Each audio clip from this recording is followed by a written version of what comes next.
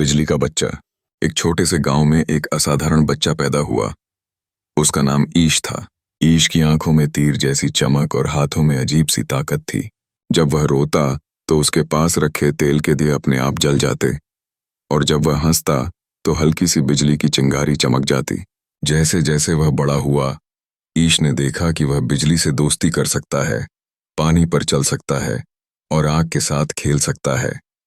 फिर भी उसने कभी किसी को नुकसान नहीं पहुंचाया। शुरू में गांव वाले डरे हुए थे। कुछ लोग उसे जादू टोने समझकर दूरी बनाए रखते थे और कुछ बच्चे उससे डरते थे। पर ईश ने पीछे नहीं हटे। उसने अपनी शक्तियों का दयालुता से उपयोग किया। रात में गांव के ऊबड़ खाबड़ रास्ते रोशन करना, महिलाओं के नलों का पंप चलाना और सर्दियों में बुजुर्गों के चारों ओर हल्की सी गर्माहट देना। धीरे धीरे लोगों ने समझा कि उसकी शक्तियां नुकसान के लिए नहीं, मदद के लिए हैं। एक साल भयंकर मानसून आया। नदी उफान पर थी और गांव की पुल बह गई। कई लोग पानी में फंस गए और सब हताश थे। ईश शांत मन से नदी के किनारे गया।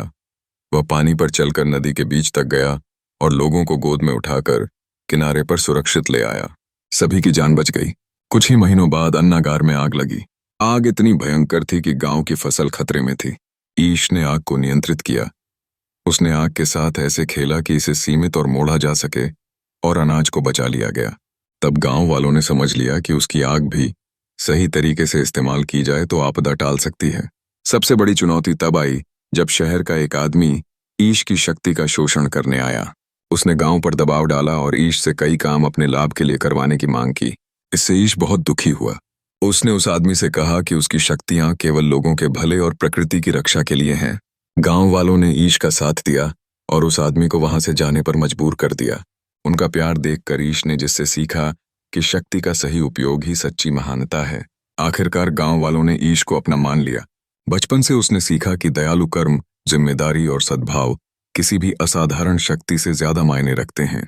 वह हर दिन गांव की सेवा करता रहा और लोग उसे बिजली वाला बच्चा कहना बंद कर चुके थे।